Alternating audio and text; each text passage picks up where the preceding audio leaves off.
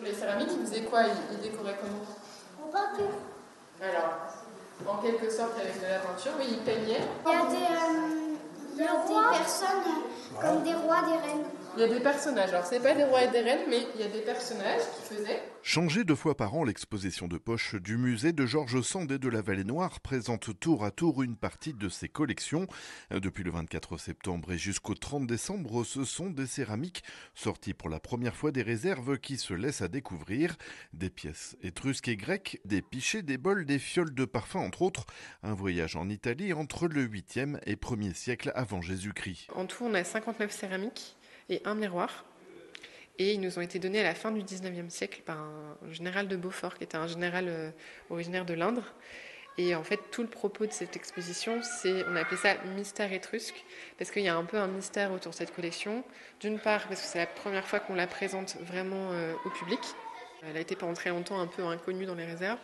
Et aussi parce qu'on ne sait pas de façon certaine comment cette collection est parvenue jusqu'à nous. Des pistes évoquant les fouilles du 19e siècle, du temps des campagnes de Napoléon III en Italie peut-être, mais tout ça c'est un peu abstrait, surtout pour les plus jeunes. Alors comme à chaque période de vacances scolaires, des ateliers ont été mis en place pour donner des clés de compréhension de l'histoire au travers de la pratique. Mardi après-midi, ils étaient 5 à manipuler l'argile, comme à l'époque de ces peuples ancestraux. Il faut faire une pâte ronde. Là, c'est bien, hein. Moi, ça me paraît pas mal, ça. Après, il faut l'aplatir, cette pâte ronde. Et après, on le met sur cette espèce de bol.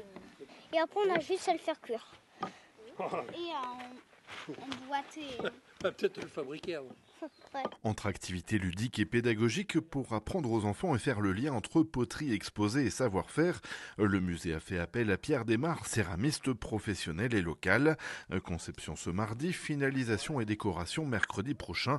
Il délivre quelques secrets transmis génération après génération. Et tu fais ce geste-là, regarde. Ok. Mais il faut y aller avec des tout petits gestes, c'est-à-dire qu'il ne faut pas faire tchac, tchac, tchac. Il faut faire avancer de quelques millimètres à chaque fois, quoi. Alors il y a plusieurs techniques. La petite technique qui consiste à pincer est très difficile, extrêmement difficile, mais en même temps, moi je trouve que pédagogiquement c'est elle où on comprend le mieux. Mais après vous avez la technique avec les petits colombins.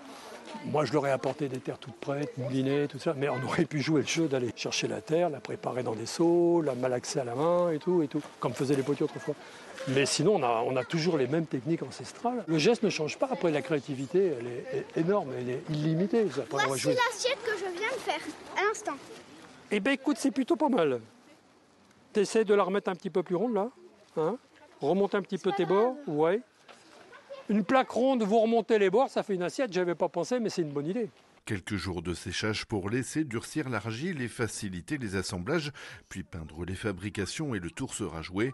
Quant aux plus petits de 2 à 5 ans, accompagnés de leurs parents, ils pourront participer à une visite sensorielle du musée Initiation au modelage au programme ce mercredi 2 novembre de 10h à 10h30.